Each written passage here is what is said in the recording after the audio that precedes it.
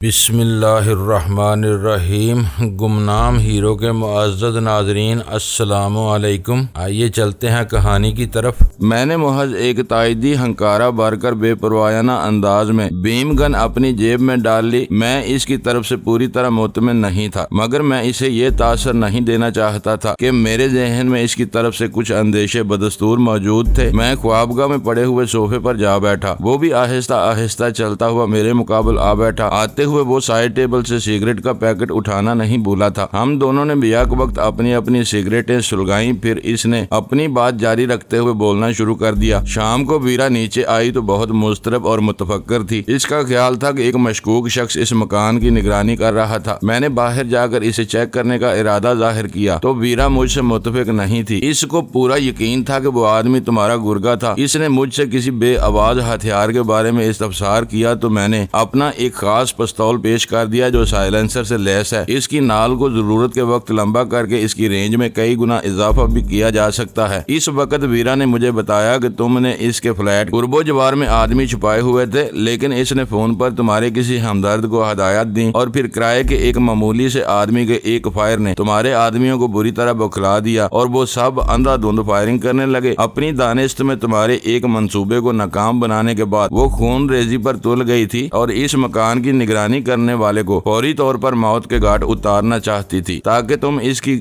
جمع کی ہوئی معلومات سے کوئی استفادہ نہ کر سکو۔ نشانہ خطا ہونے کے خوف سے میں ویرا کے اس اقدام سے مخالفت کرتا رہا، لیکن اسے اپنی نشانہ بازی پر بلا کا اعتماد تھا۔ جب اس کے سر پر خون سوار تھا تو میں اس کے ہمراہ اوپر ہی تھا۔ غزالہ ایک کمرے میں مکفل تھی۔ مشتبہ آدمی چہل قدمی کے انداز میں ٹہلتا ہوا جو ہی میرے مکان کے سامنے آیا، ویرا نے ایک کھلی ہوئی کھڑکی میں سے نشانہ لے کر اس کی متحرک کھوپڑی پر فائر کر دیا اور وہ شخص ایک بھیانک چیخ مار کر وہیں ڈیر ہو گیا۔ بے آواز فائر کی وجہ سے کسی کو شبہ تک نہیں ہو سکا کہ گولی میرے مکان کی اوپری منزل سے چلائی گئی ہے۔ اس سے میرا فوبیا ہو گیا ہے، میں نے سرد لہجے میں کہا۔ میرا کوئی آدمی یہاں نہیں تھا، تم نے دیکھ ہی لیا ہے کہ جب میں یہاں آیا تو کوئی مجھے تمہاری اس خوابگاہ میں داخل ہونے سے نہیں روک سکا۔ خود میرا بھی یہی خیال تھا۔ اس نے میری ہاں میں ہاں ملائی۔ میرا اندازہ تھا کہ وہ کوئی بدقسمت چور، آوارہ گرد یا نشہ باز تھا جو ویرا کی درندگی کا نشانہ بن گیا۔ اسی وقت میں نے سمجھ لیا تھا کہ ویرا کے دل و دماغ پر تمہاری دہشت بیٹھی ہوئی تھی اور وہ اپنے سائے سے بھی بری طرح بھڑک رہی تھی۔ لیکن وہ یہاں سے اچانک کہاں چلی گئی؟ میں نے قدرے توقف کے بعد پوچھا۔ اس دوران میں سلطان شاہ واپس آ کر ایک صوفہ پر براجمان ہو چکا تھا۔ اس کی منزل کے بارے میں کچھ نہیں کہہ سکتا۔ اس نے کہا، میرے ٹیلی فون کی ایک لائن میری خوابگاہ میں ہے اور دوسری لائن اوپری منزل پر ہے۔ ویرا کے آنے کے بعد سے میں اپنے انسٹرومنٹ پر مسلسل ڈائلنگ کی آوازیں سنتا رہا، جس کا مطلب تھا کہ وہ ملک میں اور بیرون ملک فون کر رہی تھی۔ بیرون ملک؟ میں نے چونک کر اس کی بات کاٹ دی۔ یہ اندازہ کیسے لگا لیا تم نے؟ ڈائلنگ کی آوازوں سے اس نے جواب دیا۔ کئی نمبر ایسے تھے جن کے لیے اس نے سب سے پہلے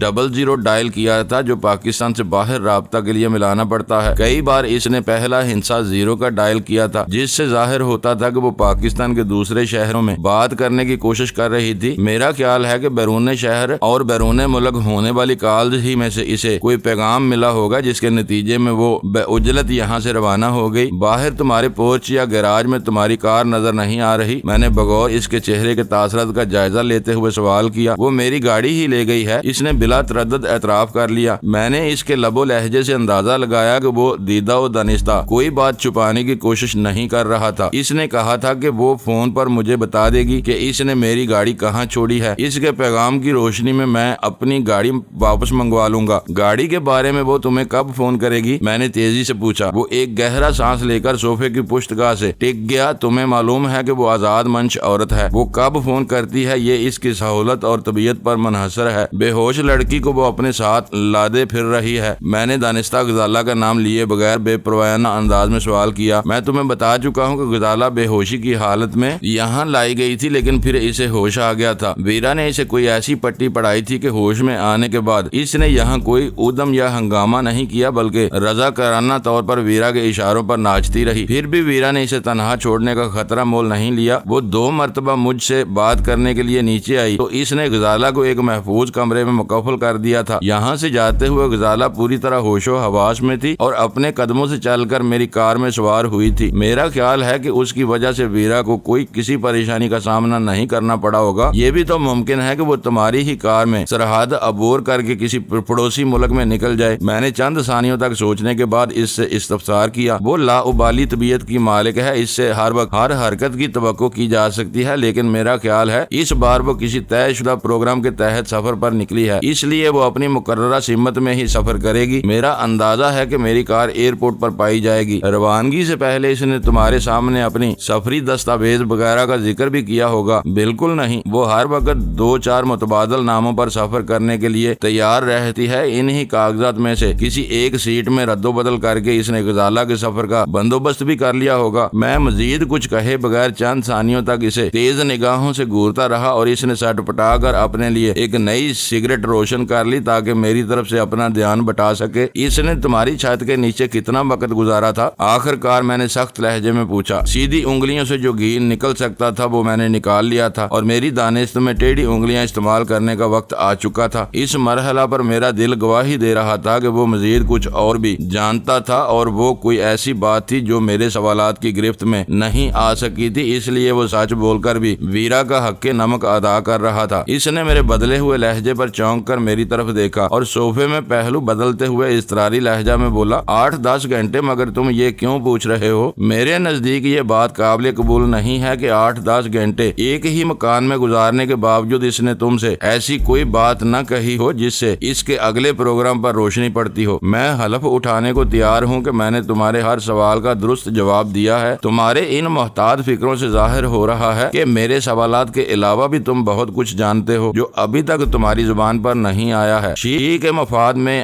سب کچھ سننا چاہتا ہوں۔ تم مجھ پر الزام لگا رہے ہو، اس نے برائی ہوئی آواز میں احتجاج کیا۔ میں یہ سمجھنے سے قاصر ہوں کہ میری طرف سے مطمئن ہونے کے باوجود تمہارے دل میں ویرا جیسی خود سر اور غدار عورت کے لیے نرم گوشہ کیوں موجود ہے؟ میں نے اس کے احتجاج کو یکسر نظر انداز کرتے ہوئے سخت لہجے میں کہا، تم ایک آئی مین ہو، تمہیں میری طرح ویرا کا دشمن ہونا چاہیے۔ وہ ہماری صفوں میں شامل رہ کر ہماری بنیادیں کھوکھلی کر رہی ہے۔ اس سے سلور آئی واپس لی جا چکی ہے، لیکن وہ خود کو آئی وومن ظاہر کر کے ایک بہت بڑے جرم کا ارتکاب کر رہی ہے اور تم اس جرم میں اس کے شریک بنتے جا رہے ہو۔ یہ نہ بولو کہ ہم دونوں ایک ہی منصب پر ضرور فائز ہیں، لیکن اس وقت بالادستی مجھے ہی حاصل ہے۔ تو کیا میں یہ سمجھ لوں کہ اب تم مجھے دھمکیاں دینے پر تل گئے ہو؟ تم نے اس حقیقت کا ادراک نہ کیا تو تمہاری کم عقلی پر ماتم کرنا پڑے گا۔ میں نے بے رحمانہ ہنسی کے ساتھ کہا، شی کا مفاد میری یا تمہاری زندگی سے کہیں زیادہ قیمتی ہے۔ اس دوران میں نے اپنی جیب سے بیم گن دوبارہ نکال لی تھی اور اسے انگلیوں میں اس طرح گھمانا شروع کر دیا تھا کہ میر اکبر خان اس ہولناک ہتھیار کی دہشت سے مرعوب ہوتا جا رہے۔ یہ میری بدقسمتی ہے کہ اس وقت ہم برابری کے ساتھ مذاکرات نہیں کر رہے۔ چند ثانیوں کے گمبھیر سکوت کے بعد اس نے پرمردہ آواز میں کہا، تم طاقت کے زور پر مجھ پر مسلط ہو گئے ہو، لیکن تم یقین کرو کہ میں بھی شی کا اتنا ہی وفادار ہوں جتنا تم خود کو سمجھتے ہو۔ اس لیے میں وہی کچھ کر رہا ہوں جو شی کے حق میں بہتر سمجھتا ہوں۔ اگر تم کو میرے رویے سے کوئی شکایت ہے تو مجھ پر دھونس اور دھاندلی آزمانے کی بجائے تم کو بڑوں سے رجوع کرنا چاہیے جو آخر کار سچائی تک پہنچ ہی جاتے ہیں۔ میں اپنے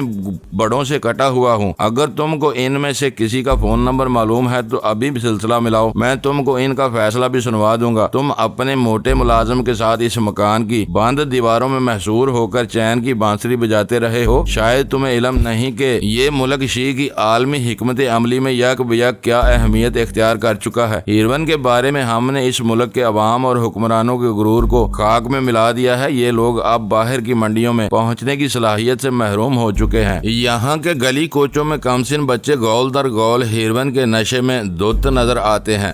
میر اکبر خان جو حیرت سے آنکھیں پھاڑے میری تقریر سن رہا تھا، اس مرحلہ پر قطع کلامی سے باز نہ رہ سکا اور ملامت امید لہجہ میں بولا، تو کیا معصوم پاکستانی بچوں کو ہیروین کا عادی بنا کر تم بھی فخر اور خوشی محسوس کرتے ہو؟ میرا تو خیال تھا کہ تمہارے اندر کہیں نہ کہیں ملک و قوم کا درد موجود ہوگا۔ میں اس وقت شی کے فدائی کی اداکاری کر رہا تھا، اس لیے میں نے نہایت بے رحمی کے ساتھ اس کا مضحکہ اڑاتے ہوئے کہا، ملک و قوم کا درد بانٹنے کے لیے وہ سیاسی مداری کافی ہیں جو مگرمچھ کے آنسو بہا کر پہلے ووٹ لوٹتے ہیں، پھر مسند ہاتھ لگتی ہے، بھوکے درندوں کی طرح نحیف و نزار قوم پر ٹوٹ پڑتے ہیں۔ جس قوم کے حکمراں قوم کے کپڑے اتروا کر اپنی تجوریاں بھرنے میں لگے رہتے ہیں، اس قوم سے ہمدردی جتا کر تمہیں کیا مل سکتا ہے؟ میں صرف اور صرف شی کا آئی مین ہوں اور اس کے مقاصد کا حصول میری زندگی ہے۔ تم منافق اور ریاکار ہو، ایک طرف شی کے آئی مین بنے پھرتے ہو، چوری چھپے پہ یہاں ہیروین کو فروغ دیتے رہے ہو اور اب معصوم بچوں کے لیے اپنے درد کے نوحے سنا رہے ہو۔ ویرا کی ذات ہو یا شی کے مفادات، تم ہر جگہ دوگلے ثابت ہو رہے ہو۔ ہمیں ایسے لوگوں کی گردن مار دینی چاہیے جو ہماری آستین کے سانپ بنے ہوئے ہیں۔ تم حد سے بڑھ رہے ہو۔ وہ پہلی بار گرایا۔ میں نے خود پاکستانیوں اور ان کے بچوں کو ہیروین کے جہنم میں جھونکا ہے۔ میں تو یہ دیکھنا چاہ رہا تھا کہ میری باتوں پر تمہارا رد عمل کیا ہوتا ہے۔ مائی ڈارلنگ اکبر خان، اس ملک میں ہیروین کا مسئلہ 10-20 برس کے لیے حل ہو چکا ہے۔ اپنے شہروں اور دیہاتوں کو اس موذی وبا سے بچانے کے لیے یہ خود باولے ہو جائیں گے۔ اب شی کا ہدف بدل چکا ہے۔ یہاں ایٹمی ہتھیار بنانے کی باتیں شروع ہو گئی ہیں، اس لیے اب ہمیں نئی سمتوں میں کام کرنا ہوگا۔ اس مشن کے آغاز سے پہلے ہمیں ویرا جیسے فتنوں کا بھرپور سدباب کرنا ہوگا۔ میں نے تمہیں کہا ہے کہ تم کو کسی بڑے کا نمبر معلوم ہو تو اس سے سلسلہ ملاؤ، باقی باتیں میں خود کر لوں گا۔ کاش میں اس پوزیشن میں ہوتا، اس نے حسرت آمیز لہجے میں کہا۔ بات دراصل یہ ہے کہ میں نے تمہاری آئمن تسلیم کر لیا ہے اور تم سے تعاون کر رہا ہوں، لیکن ویرا کو میں شک کا فائدہ دینے پر مجبور ہوں۔ میں نے تمہارے الزامات سن لیے ہیں، لیکن ویرا کو ان کی وضاحت کا موقع ضرور ملنا چاہیے۔ اسی کے بعد میں ویرا کے بارے میں کوئی آخری فیصلہ کر سکوں گا۔ فی الحال میں صرف اتنا جانتا ہوں کہ وہ آئی وومن رہی ہو یا نہ رہی ہو، لیکن وہ شی کے عظیم تر مفادات کے لیے کام کر رہی ہے اور میں اس کی راہ میں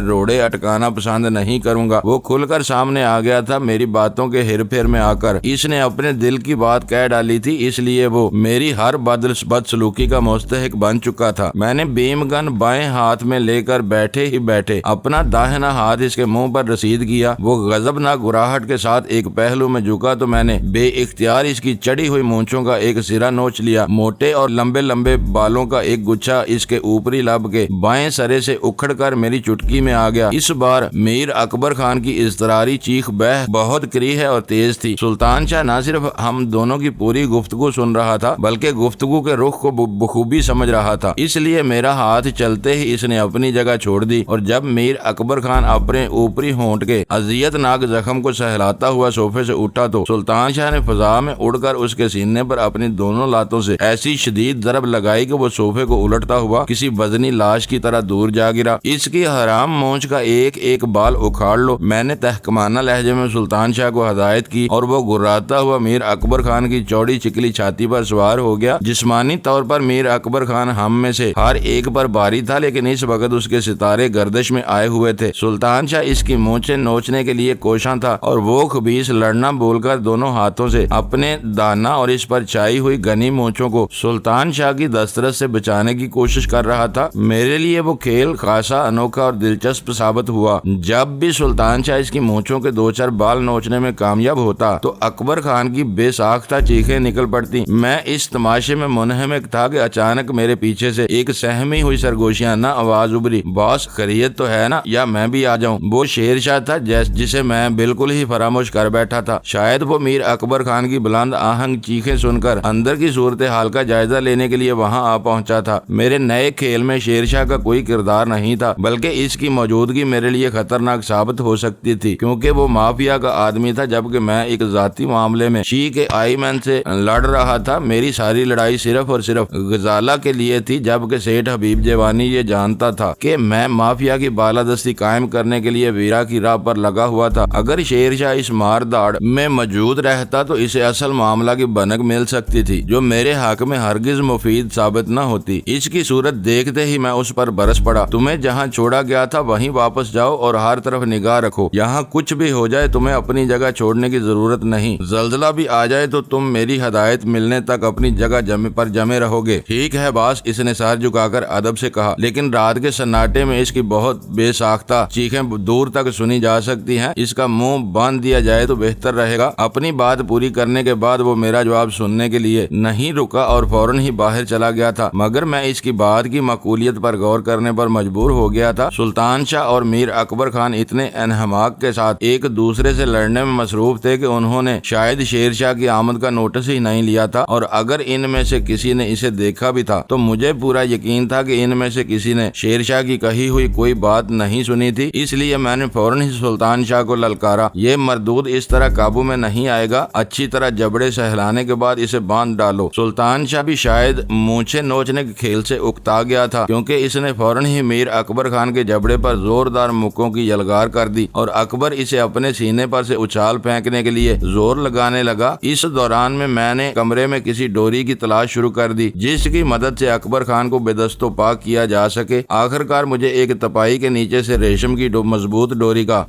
گچھا مل ہی گیا جس کا سرا کھولتے ہوئے میں بھی سلطان شاہ کی مدد کو پہنچ گیا۔ اکبر خان لاکھ جسیم اور قادر صحیح، لیکن ہم اس کے مقابلہ میں دو تھے۔ پھر وہ مدافعانہ جنگ کر رہا تھا جبکہ ہم دونوں کے تیور نہایت جارحانہ تھے، اس لیے تھوڑی سی مارداڑ کے بعد ہم نے اس کے ہاتھ پیر باندھ کر اسے بالکل بے بس کر دیا۔ یہ اچھا ہی ہوا کہ اس نے شیر شاہ کا تبصرہ نہیں سنا تھا، ورنہ وہ آخری لمحات میں شور و گل مچا کر ہمیں فرار کی راہ اختیار کرنے پر مجبور کر سکتا تھا۔ اس علاقے کے مکین ایک دوسرے سے لا تعلق رہنے کے عادی ضرور تھے، لیکن کسی شخص کی بے پناہ چیخو پکار انہیں اس حد تک دخل اندازی پر مجبور کر سکتی تھی کہ وہ فون پر پولیس کو اپنے قرب و جوار میں کسی واردات کے ارتکاب کی اطلاع دے سکتے تھے۔ اس دوران میں اکبر خان کا چہرہ بری طرح بگڑ چکا تھا۔ سلطان شاہ کے مکوں کی بے رحمانہ ضربات نے اس کے ہموار چہرے پر جا بجا نیلے عہدے جزیرے ابار دیے تھے۔ اس کی تقریباً نصف مونچھیں غائب ہو چکی تھیں اور اکھڑے ہوئے بالوں کی جڑوں سے کافی خون رس رہا تھا، جس کی وجہ سے اس کا اوپری ہونٹ سوج کر تقریباً ناک سے جا ملا تھا، مگر اتنی درگت بننے کے باوجود وہ خائف نظر نہیں آ رہا تھا۔ تم اپنے حق میں بہت برا کر رہے ہو۔ ہم دونوں کے الگ ہو جانے کے بعد وہ غصیلے اور بے بسی کے عالم میں بولا، تم میرے اوپر اپنی مرضی مسلط نہیں کر سکتے۔ اپنے ستاروں کی یاوری سے تم آئی مین ضرور بن گئے ہو، لیکن یہ نہ بھولو کہ میں تم سے بہت سینئر ہوں۔ تم فکر نہ کرو، وقت آیا تو اپنی جواب دہی میں خود کر لوں گا، میں نے بے پرواہی سے کہا، پھر سلطان شاہ کو آنکھ سے اشارہ کیا۔ دراصل میں اکبر خان کو اپنے عزائم سے آگاہ کرنا نہیں چاہتا تھا، اس لیے مجبوراً اشارے کا سہارا لینا پڑا۔ میرا خیال تھا کہ وہ اشارہ سلطان شاہ کے لیے ناکافی ثابت ہوگا، لیکن مجھے یہ دیکھ کر حیرت ہوئی کہ وہ فوراً ہی میرا مدعا بھانپ گیا۔ اس نے میر اکبر خان کی طرف پشت کر کے مسحری کے ایک تکیے پر سے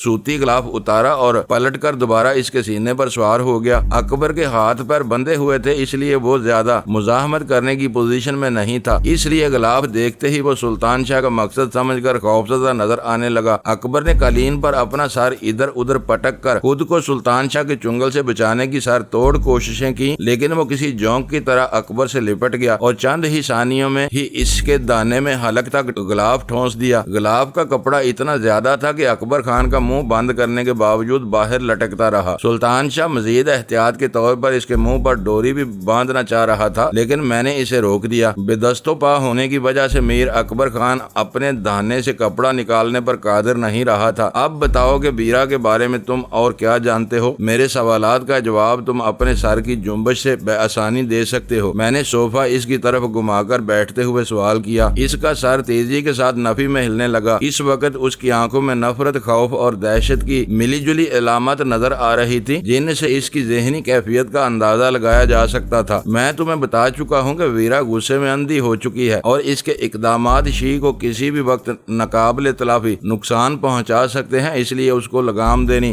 ضروری ہو گئی ہے۔ اگر اتنی پیش رفت کے بعد بھی تم نے اپنی زبان نہ کھولی تو میں یہ نتیجہ اخذ کرنے پر مجبور ہو جاؤں گا کہ درپردہ تم بھی اس سے ملے ہوئے ہو اور پھر تم سے وہی سلوک کیا جائے گا شی کے غداروں کے ساتھ کیا جاتا ہے۔ وہ خاموشی کے ساتھ قہر بار نظروں سے مجھے گورتا رہا۔ اس کی نگاہوں سے ظاہر ہو رہا تھا کہ وہ کسی بھی قیمت پر اپنے موقف سے دستبردار ہونے پر آمادہ نہیں تھا۔ میں یک بیک سلطان شاہ کی طرف متوجہ ہو گیا۔ وہ اپنا بایاں پاؤں میر اکبر خان کے بستر پر رکھے اسے کینہ توز نظروں سے گور رہا تھا۔ اس کے ہاتھ میں ایک لمبی اور لچکدار بیت دبی ہوئی تھی۔ اس کے موٹے ملازم کا کیا حال ہے؟ میں نے سلطان شاہ سے دریافت کیا۔ وہ اپنے کمرے میں بے خبر پڑا ہوا ہے، کہو تو اس کا نرخرا کاٹاؤں؟ فی الحال اس کی ضرورت نہیں، ابھی ہمیں اکبر کے قصبل نکالنے ہیں۔ تم کچن سے ایک تیز دار چھری لے آؤ، میں دیکھتا ہوں کہ یہ کتنی دیر تک ویرا کا دم بھر سکے گا۔ سلطان شاہ کسی سعادت مند ماتحت کی طرح اس خوابگاہ سے نکلتا چلا گیا۔ میں دانستہ اکبر خان کی طرف پشت کیے بیٹھا رہا، لیکن چند ثانیوں بعد ہی اس کے حلق سے نکلنے والی چند گٹی گٹی اور بے معنی آوازوں نے مجھے اس کی طرف متوجہ ہونے پر مجبور کر دیا۔ وہ میری طرف دیکھتے ہوئے اپنے سر اور جسم کو بہت تیزی کے ساتھ ہلا رہا تھا۔ اس کے سر کی جنبشوں سے اندازہ ہو رہا تھا کہ وہ اپنے حلق میں ٹھنسے ہوئے کپڑے سے نجات حاصل کرنا چاہتا تھا۔ میں اس کا مقصد سمجھتے ہوئے بھی انجان بنا رہا اور پرسکون آواز میں بولا، اب تم اسی طرح پڑے رہو، میرا ساتھی تمہارے دونوں کان کاٹ لے گا۔ تمہیں پھر بھی عقل نہ آئی تو تمہاری ناک جڑ سے کاٹ لی جائے گی اور ہم تمہیں اسی حالت میں یہاں بند کر کے چلے جائیں گے۔ اگر تمہارے خون میں تیزی تیزی کے ساتھ جمنے کی صلاحیت ہے تو بہت زیادہ خون نہیں بہے گا اور تم بھوک اور پیاس کے باوجود کئی دن بلکہ ہفتوں تک زندہ رہ سکو گے۔ لیکن یہ یاد رکھنا کہ ویرا کے علاوہ یہاں کوئی تمہاری مدد کے لیے نہیں آئے گا۔ میرے ساتھی باہر رہ کر تمہارے گھر کی نگرانی کرتے رہیں گے۔ ویرا یہاں آئی تو اس چوہے دان میں گھیر لی جائے گی اور وہ نہ آئی تو تم اسی حالت میں سسک کر مر جاؤ گے۔ کسی کو کانوں کان بھی پتہ نہیں چل سکے گا کہ شی کے ایک سینئر آئی مین کو کس نے اس حال میں پہنچایا۔ تمہارا موٹا ملازم بھی اسی حالت میں اپنی کوٹری میں بند پڑا رہے گا۔ تم زمین پر گھسٹتے ہوئے بھی اس تک نہیں پہنچ سکو گے کیونکہ ہم جاتے ہوئے تمہاری خوابگاہ کا دروازہ مقفل کر دیں گے۔ تم دونوں اس چھت کے نیچے اپنی موت کا انتظار کرتے رہو گے لیکن ایک دوسرے کی کوئی مدد نہیں کر سکو گے۔ اس کے سر کی جنبش تیز ہوتی چلی گئی۔ میرے عزائم کی تفصیلات سن کر وہ بری طرح مضطرب ہو گیا تھا مگر میں اس کے ہر رد عمل کو نظر انداز کر کے یکسوئی کے ساتھ اس کی آنکھوں میں جھانک رہا تھا جہاں بے بسی یا سپردگی کے بجائے بدستور نفرت کے الاؤ سلگ رہے تھے۔ میر اکبر خان کے اضطراب میں لمحہ بے لمحہ اضافہ ہوتا رہا۔ رفتہ رفتہ اس کی نگاہوں میں رقصہ نفرت میں بھی قابل ذکر کمی آ چکی تھی مگر میں سلطان شاہ کی طرف سے مضطرب تھا جسے کچن میں گئے ہوئے کافی دیر ہو گئی تھی۔ آخر کار وہ واپس لوٹا تو اسے دیکھتے ہی میرا دل اچھل کر حلق میں آ گیا۔ اس کے ہاتھ میں لمبے پھال والا ایک تیز دار چھری دبی ہوئی تھی لیکن جو بات تشویشناک تھی وہ یہ تھی کہ چھری کے پھل کے ساتھ ہی سلطان شاہ کے دونوں ہاتھ تازہ خون میں لتڑے ہوئے تھے۔ یہ کیا ہے؟ کیا کر کے آ رہے ہو تم؟ اس پر نگاہ پڑتے ہی میں نے اضطراری طور پر اپنی جگہ چھوڑ دی۔ اس سے پہلے اس کے حرام خور ملازم کے دونوں کان کاٹ کر آیا ہوں۔ سلطان شاہ نے میر اکبر خان کی طرف دیکھتے ہوئے سرد اور شفاقانہ لہجے میں کہا، اس چھری کی دھار واقعی بہت تیز ہے۔ تم چاہو تو میں آنن فانن اس کے گھٹنوں کے جوڑ کھول کر پنڈلیاں باہر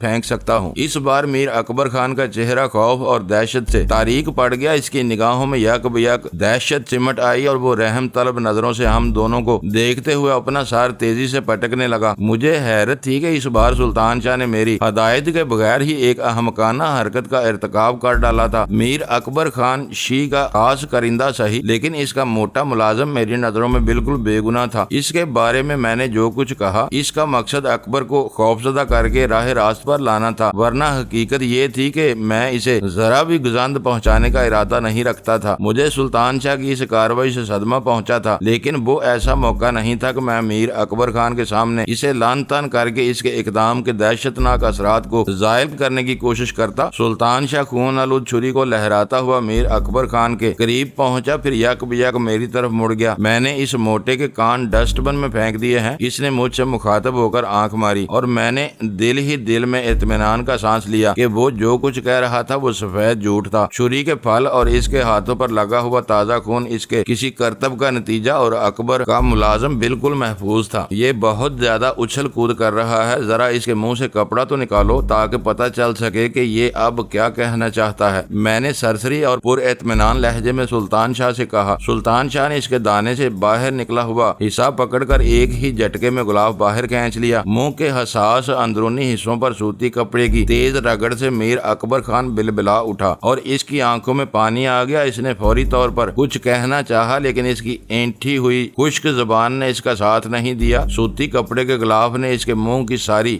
رطوبت جذب کر کے اس کے حلق میں کانٹے ڈال دیے تھے۔ وہ کئی سیکنڈ تک خالی منہ چلا کر اپنے عضلات کو معمول پر لانے کی کوشش کرتا رہا۔ اس کی وہ حرکات مجھے کسی ایسے کتے کی یاد دلا رہی تھی جو پورا زور لگا کر اپنے حلق میں پھنسی ہوئی ہڈی کو اگلنے یا نگلنے کی سر توڑ جدوجہد کر رہا ہو اور ناکام ہو۔ پانی آخر کار بدقت تمام اس کے حلق سے پھنسی آواز برآمد ہوئی۔ اس کے سرہانے تھرماس رکھا ہوا تھا۔ سلطان شاہ نے اس کا ڈھکن کھول کر یک بستہ پانی کئی فٹ کی بلندی سے اس کے منہ پر انڈیل دیا۔ میر اکبر خان نے بلبلا کر اپنا منہ ٹھنڈے پانی کی دھار کی سیدھ میں کیا لیکن پہلا بڑا گھونٹ لینے کی کوشش میں اسے اچھو لگ گیا اور سلطان شاہ نے تھرماس خالی کر کے بے دردی کے ساتھ اس کے بستر پر پھینک دیا۔ جلدی بولنا شروع کرو، میں نے ترش لہجے میں میر اکبر خان کو پھٹکارا۔ تمہارے نخروں میں ہم اپنی ساری رات یہاں کالی نہیں کر سکتے۔ ہمارے پاس ویرا تک رسائی کی دوسری راہیں بھی ہیں۔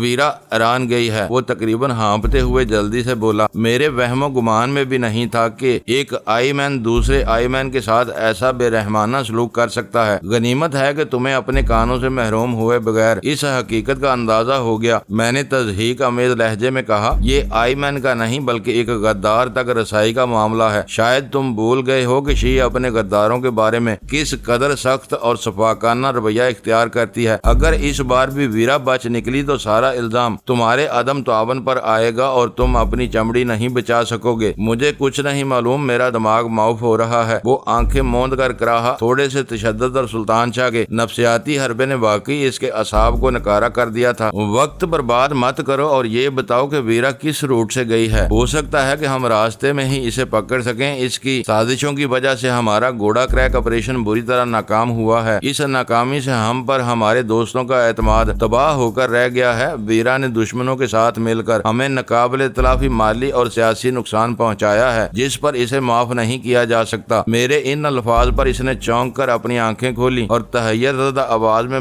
پوچھا، تو کیا گھوڑا کریک پر پکڑا جانے والا اسلحہ اور گولہ بارود ہمارا ہی تھا؟ تم برے وقتوں کے آئی مین ہو، اس لیے ان نئی نزاکتوں سے لا علم ہو۔ وہ ہمارا بہت اہم آپریشن تھا۔ اس کے ذریعے ہم اس ملک میں بدترین خانہ جنگی کی کیفیت پیدا کر کے موجودہ حکومت کا تختہ الٹوانا چاہتے تھے تاکہ افراتفری کے خلا میں اپنے پسندیدہ لوگوں کو برسر اقتدار لا سکیں۔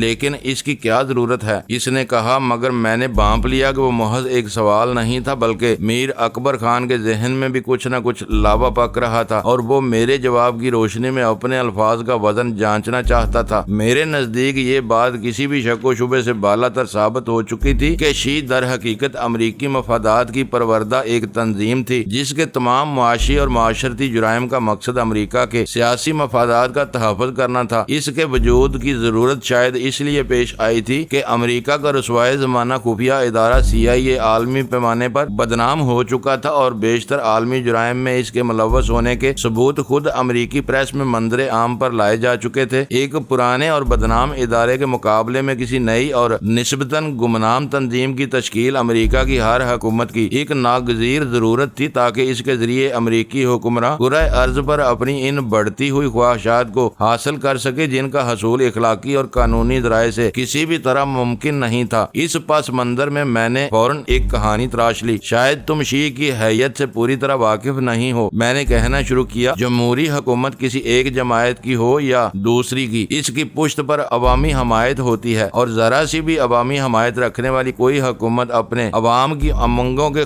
برعکس کوئی فیصلہ نہیں کر سکتی۔ اسی لیے مضبوط آمرانہ حکومتیں ہمیں راس آتی ہیں۔ اس ملک میں کسی نہ کسی حد تک جمہوریت ہے، اس لیے یہ لوگ گھاس کھا کر بھی ایٹمی ہتھیار بنانے کا عزم رکھتے ہیں، مگر یہ سب زبانی باتیں ہیں۔ جب گھاس کھانے کا وقت آئے گا تو یہ گوشت خور 4 دن میں بلبلا اٹھیں گے، مگر ہم اس وقت تک انتظار نہیں کر سکتے۔ یہاں ہماری مرضی کی حکومت آ گئی تو ہم دوسرے ہی دن اپنے مقاصد حاصل کرنے میں کامیاب ہو جائیں گے۔ اس مقصد کے حصول کے لیے آپریشن گھوڑا کریک کلیدی اہمیت کا حامل تھا، مگر ویرا کی غداری نے ہمارے پورے منصوبے کو ملیا میٹ کر کے رکھ دیا۔ میں یہ سب جانتا ہوں۔ اس بار میر اکبر خان کی تھکی ہوئی آواز نے مجھے چونکا دیا۔ معزز ناظرین، لائک کریں، شیئر کریں اور کمنٹس باکس میں پاک آرمی زندہ باد، پاکستان پائندہ باد کا نعرہ ضرور درج کر کے اپنے ملک پر فخر کریں اور پاکستان کی بنیادیں مضبوط کرنے میں اپنا کردار ادا کریں۔